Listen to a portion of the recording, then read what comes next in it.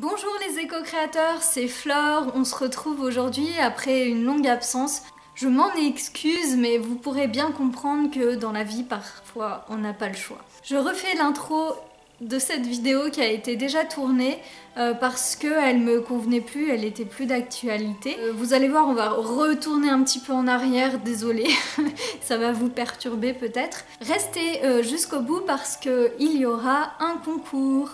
Donc je vais vous présenter 7 livres de jardinage qui pour moi sont de très bons livres. Donc tout d'abord je vais commencer par un livre de Larousse.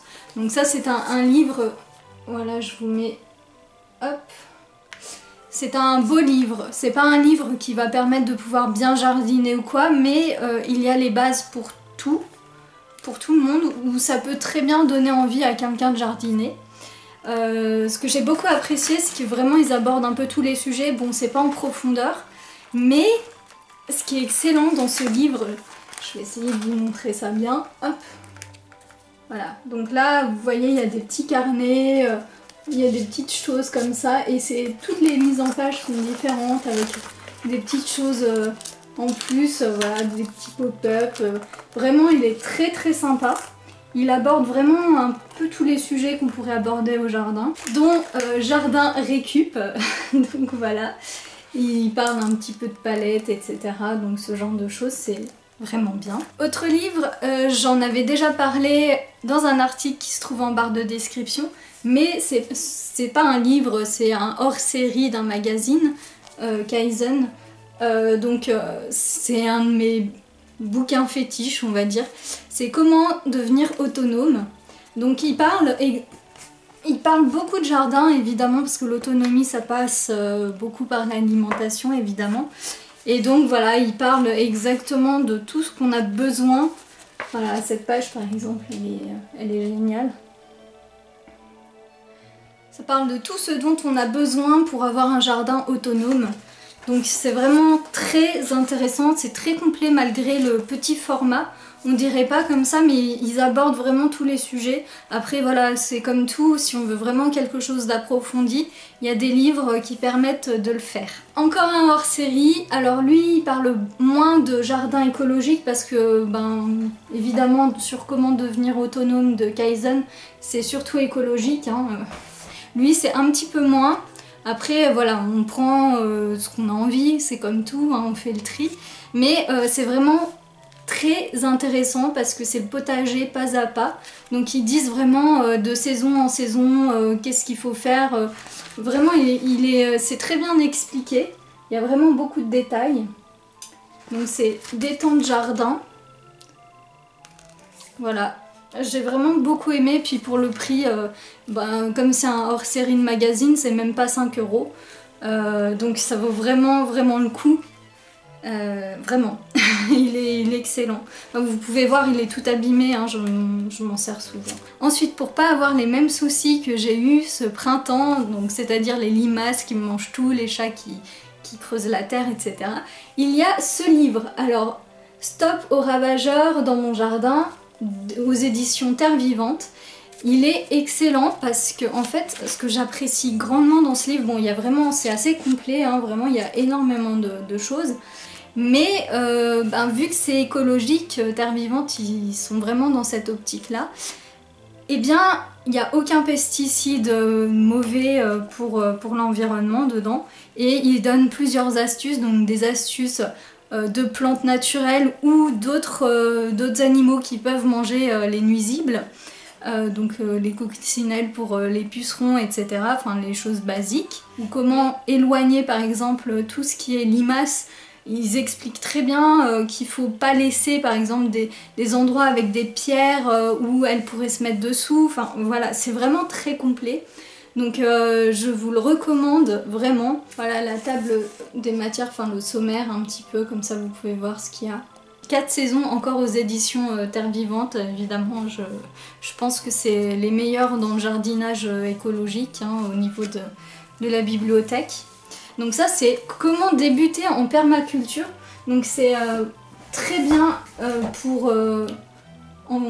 avec celui-là en fait, je pense que les deux ensemble vont parfaitement bien, mais aussi avec celui-ci. Donc là c'est vraiment, ils donnent toutes les bases, donc c'est un hors-série encore. Mais vraiment les hors-série, moi je vous les conseille parce qu'en général ils sont très ciblés. Ils essayent de mettre l'essentiel et même, oui, tout ce qu'on doit savoir en fait en quelques pages. Ils donnent vraiment, là aussi on a encore le même style de dessin. Ils disent exactement qu'est-ce qu'il faut faire, etc. Par contre, c'est pas vegan, hein, c'est-à-dire qu'il y a l'exploitation animale dedans. Donc on aime, on n'aime pas, c'est chacun sa vision du monde. Il y a vraiment de tout, hein. On peut même voir comment on met comment on fait pousser des champignons. C'est vraiment super intéressant.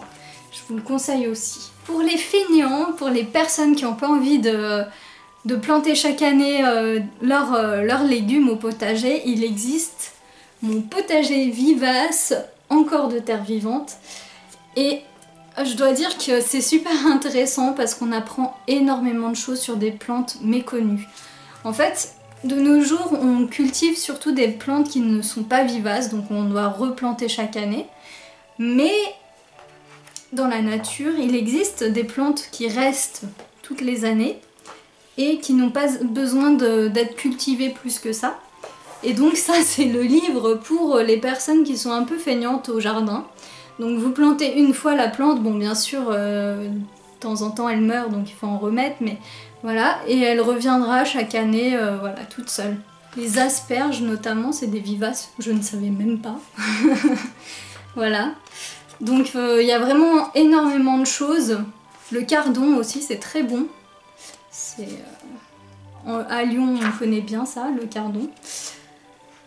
Et puis également, il y a tout plein de petites plantes qui sont vivaces, mais qu'on trouve dans la nature, donc sauvages. Voilà, on retrouve ce genre de plantes dans la nature, par exemple. Et ça, c'est très intéressant parce que, justement, si on n'a pas de jardin, mais qu'on se balade beaucoup, à force, on finit par reconnaître les plantes dans la nature et on pourra les cuisiner par la suite. Et dernièrement, donc c'est pas un livre à proprement parler sur la culture de jardin, mais c'est un vrai coup de cœur que j'utilise très souvent, c'est le Larousse des plantes médicinales. Donc Larousse pour moi c'est quand même une référence et dedans en fait c'est excellent, c'est vraiment un très beau livre. Donc ils expliquent chaque plante, voilà. Qu'est-ce qu'elles font, quelles sont leurs vertus, etc. Comment il faut les utiliser. C'est vraiment un guide en fait. Il est très épais, pour moi il est très complet. Et ce que j'apprécie particulièrement, c'est à la fin du livre, en fait, il y a tous nos problèmes qu'on peut avoir, par exemple des problèmes respiratoires. Ils disent est-ce que c'est un problème lié à telle ou telle chose, etc. Et après, ils disent quelle plante utiliser, de quelle manière. Donc bien sûr qu'on peut peut-être se tromper en s'auto-soignant avec des plantes. Après, je pense que quand c'est pas des choses très graves, c'est toujours mieux que d'aller à la pharmacie et acheter un truc suremballé qui a été fait je vais pas m'étendre là-dessus, mais je pense que vous m'avez comprise. Je pense que c'est la meilleure chose à faire, hein, c'est ce qu'on fait depuis la nuit des temps. Et la nature nous apporte tout, donc comme des choses mauvaises également, hein. Mais je pense que voilà, on peut soigner avec des plantes quand c'est pas vraiment très grave, même pour un rhume, c'est plutôt intéressant ce genre de livre à avoir dans une bibliothèque.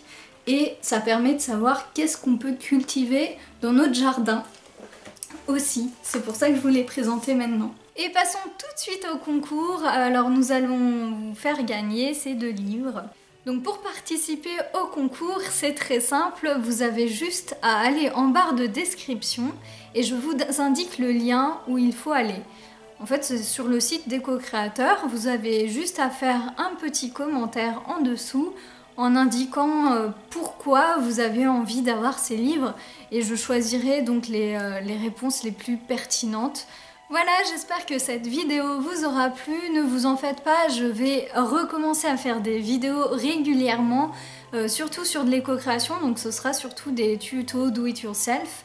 comme je fais habituellement et j'espère que ce sera bien plus régulier si j'ai pas d'autres problèmes, hein. On va espérer, je croise les doigts. Voilà, donc ne vous en faites pas, normalement dès la semaine prochaine il y en a une nouvelle. Également, je voulais vous dire que le projet d'association avance à très grands pas. Vous verrez sans doute plus de personnes soit sur cette chaîne, soit sur le blog.